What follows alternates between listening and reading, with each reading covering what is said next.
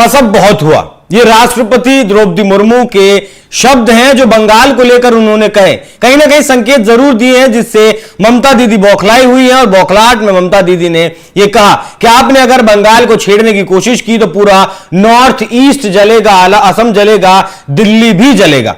मतलब अगर जो हालात ममता दीदी ने बंगाल में उत्पन्न किए हैं उसके लिए क्या दिल्ली दोषी है? ममता दीदी सीधे तौर पर कह रही हैं कि अगर हमारे साथ कुछ गड़बड़ करने की कोशिश की तो मोदी की कुर्सी में भी आग लगा देंगे। कल ममता दीदी ने एक जगह बयान दिया, बयान बंगाली में था, उसका हिंदी ट्रांसलेशन हम आपको जरा दिखा दें एक बार।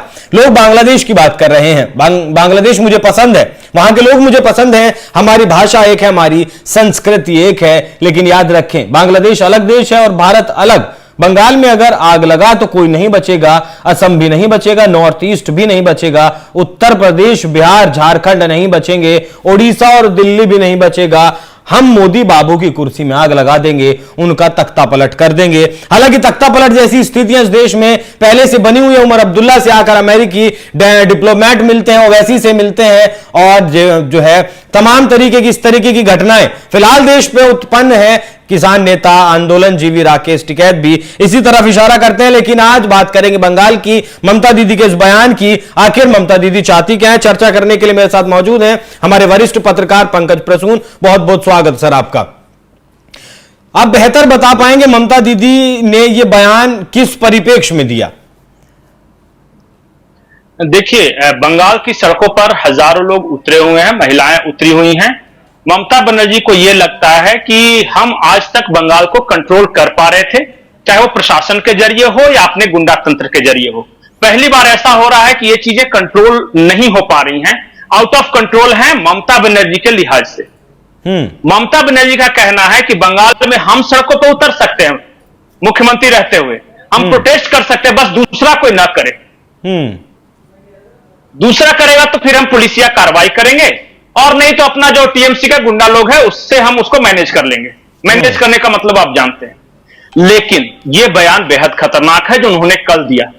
उन्होंने क्या कहा कि अगर बंगाल में कुछ होता है तो असम में आग लगेगा, बिहार में आग लगेगी, झारखंड में लगेगा, उड़ीसा में लगेगा, और स्पेसिफिकली उन्होंने कहा नॉर्थ ईस्ट में आग लग जाएगा। ममता बनर्जी कोई राह चलता हुआ कोई मोहल्ला छाप नेता नहीं है कि कुछ भी बोल दें।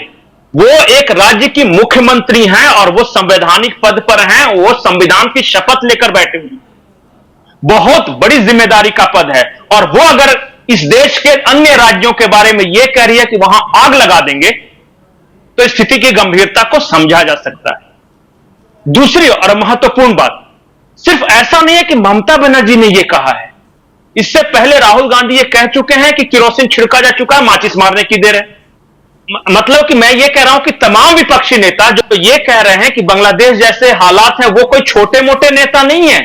एक इस देश का लीडर ऑफ अपोजिशन है, एक इस देश की मुख्यमंत्री है, एक इस देश का पूर्व कानून मंत्री है। इस स्तर पे इस तरह की बातें की जा रही हैं। और आपने बड़ा अच्छा रेफरेंस दिया राष्ट्रपति द्रौपदी मुर्मू का। राष्ट्रपति द्रौपदी मुर्मू ने आजाद भारत के इतिहास में शायद ही कोई ऐसा राष्ट्रपति होगा जो कह रहा है कि बस बहुत हुआ, अब बर्दाश्त नहीं होता। अगर राष्ट्रपति को बर्दाश्त नहीं होता, अगर देश का विपक्ष इस हद तक सरकार को हटाने के लिए मतलब कि पागल हुआ जा रहा है कि वो कह रहा है कि आग लग जाएगी, अराजकता फैल जाएगी, इस हद तक वो डेस्परेट है, तो आप समझ सकते हैं कि सरकार जो उस देश की होगी कितनी दबाव में होगी। क्या क्या नहीं किया जा रहा है इस देश के साथ। तमाम हम वीडियो बना चुके हैं कि कैसे फॉरेन फंडिंग आ रही है भारत के पास। हम तमाम वीडियो बना चुके हैं कि कैसे मणिपुर को एक उदाहरण बनाकर यूरोपीय देशों में गए लोग और यह कहा कि यहां ईसाई खतरे में है, सारे ईसाई जो देश हैं वो हमें समर्थन दे। आप समझ रहे हैं स्थिति की गंभीरता।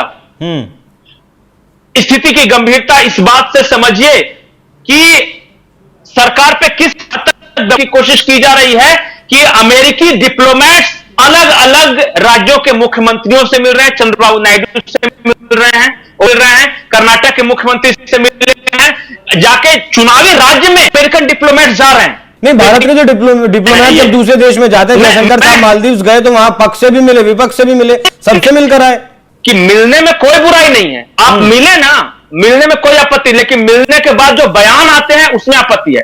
अगर अमेरिकी डिप्लोमेट ओवैसी से मिलते हैं और ओवैसी ये कहता है कि भारत सरकार की बांग्लादेश नीति से हम सहमत नहीं है, भारत सरकार को वहां के स्टूडेंट्स का साथ देना चाहिए था, शेख हसीना का नहीं, तब आपत्ति है।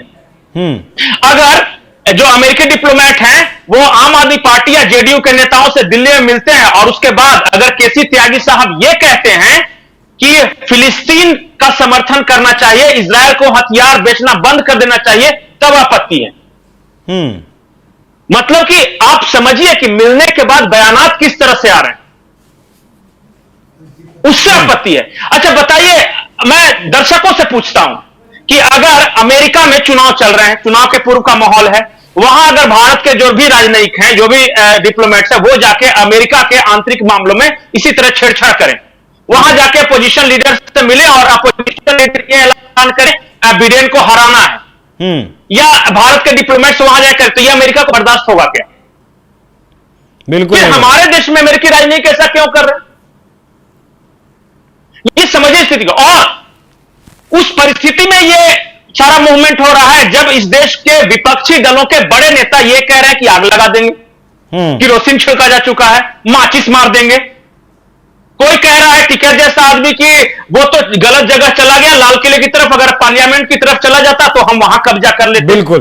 पंकज जी का आखिरी सवाल, लोकतंत्र है ना, बिल्कुल संविधान से चल रहा है ना ये देश। बिल्कुल। एक आखिरी सवाल, ये जो ममता दीदी ने बोला है, ये डर कर बोला है, चेतावनी दी है? क्योंकि जिस तरीके से राष्ट्रपति का बयान आया उससे अब संकेत है कि कहीं ना कहीं सरकार जब कुछ बोलती है तो सरकार का पक्ष राष्ट्रपति रखती है। क्या ये वाकई में 356 के संकेत हैं? और उसकी बौखलाहट में ममता दीदी ने बयान दिया है, ममता दीदी को कहीं ना कहीं इस बात का डर है कि राष्ट्रपति शासन लग सकता है? देखिए, एक बात तय है कि बंगाल में जितने बुरे हालात हैं, कोई भी दूसरी केंद्र सरकार होती तो अब तक राष्ट्रपति शासन लग चुका होता। नरेंद्र मोदी भारत के इकलौते ऐसे प्रधानमंत्री हैं जो तीसरे टर्म में आने के बावजूद किसी भी विरोधी दल के राज्य सरकार को इन्होंने बर्खास्त नहीं किया है। यह रिकॉर्ड है। आप आजाद भारत में किसी को देख लीजिए, कोई भी पूर्ण बहुमत की सरकार रही है और वो आज तक एक भी राज्य सरकार को बर्खास्त ना करे। इस हद तक बर्दाश्त कर रहे हैं, इसके बावजूद इन पे तानाशाही का आरोप है। जो यूट्यूबर नरेंद्र मोदी को गालियां दे दे के वो पैसे कमा रहे हैं, वो फल फूल रहे हैं, और वो भी कह रहे हैं कि भाई बोलने की स्वतंत्रता नहीं है। जो गाली देकर अपना परिवार चला रहा है, यूट्यूब चैनल में मिलियंस ऑफ सब्सक्राइबर है, वो खुल के आज भी घूम रहा है, वो कह रहा है कि बोलने की आजादी नहीं। हकीकत यह है कि नरेंद्र मोदी पर अनड्यू प्रेशर बनाया जा रहा है कि हम तुम्हें गाली भी देंगे और यह भी कहेंगे कि तुम तानाशाह हो। हम अपने यह भी कह देंगे कि आधे देश में आग लगा देंगे, बिहार में आग लगा देंगे, उड़ीसा में आग लगा देंगे, असम में आग लगा देंगे, अगर तुमने कुछ किया तो कह देंगे कि तानाशाह हो। हम कह देंगे कि किरोसिन छिड़का जा चुका है, माचिस मार देंगे, लेकिन अगर सरकार ने कोई एक्शन लिया तो बोल देंगे कि तुम तानाशाह हो। इस देश में पता है, हर किसी को, हर पढ़े लिखे शख्स को पता है कि संविधान चल रहा है, कोई खतरा नहीं है, लेकिन इस देश में एक नैरेटिव गढ़ा जाता है कि संविधान खतरे में है, उस पर चुनाव भी लड़ा जाता है और लोग सीट भी जीत लेते हैं। क्या खतरा है? संविधान खत्म होने वाला है क्या? नहीं, अगर बंगाल में राष्ट्रपति शासन लगता है और बंगाल चुनाव में जाता है तब क्या होगा? लगना चाहिए। बंगाल इकलौता ऐसा राज्य है जहां की प्रशासन और वहां का जो सत्ताधारी पार्टी है, दोनों के गुंडे आपस में मिलकर आम लोगों पे जुर्म ढा रहे हैं। और इसके एक नहीं सैकड़ों उदाहरण हैं। संदेशखाली से लेकर जेलों में बंद जो महिला कैदी हैं उन्हें प्रेग्नेंट कर दिया गया। एक बच्ची जो डॉक्टर की तैयारी कर रही थी, उसे अभी तक पूरी कहानी भी नहीं पता कि वो क्या है। लेकिन जिस तरीके से राष्ट्रपति द्रौपदी मुर्मू ने भाषण दिया या फिर जो कुछ कहा उन्होंने, वो कहीं ना कहीं संकेत है कि बंगाल में 356 राष्ट्रपति शासन लगाया जा सकता है। और शायद इसी की बौखलाहट में कहीं ना कहीं ममता बनर्जी की तरफ से बयान आया कि बंगाल से लेकर दिल्ली तक को जला देंगे। उड़ीसा, उत्तर प्रदेश, बिहार, झारखंड, तमाम राज्यों के 7-8 राज्यों के ममता बनर्जी ने नाम लिए, खुद जो है प्रधानमंत्री मोदी की कुर्सी तक में भी आग लगाने की बात कही। लेकिन अब इसके बावजूद देखना होगा, क्योंकि हालात बंगाल के नहीं संभल रहे हैं, केंद्र सरकार क्या वाकई में वहां राष्ट्रपति शासन लगाती है या फिर ऐसे ही टीएमसी के गुंडों का, और जिस तरीके से छात्र लगातार सड़कों पर है, उन्हें न्याय नहीं मिल रहा है, यह स्थिति जारी रहती है। बाकी इस पूरी चर्चा पर आपकी क्या कुछ राय है, कमेंट कर हमें जरूर बताएं। नमस्कार।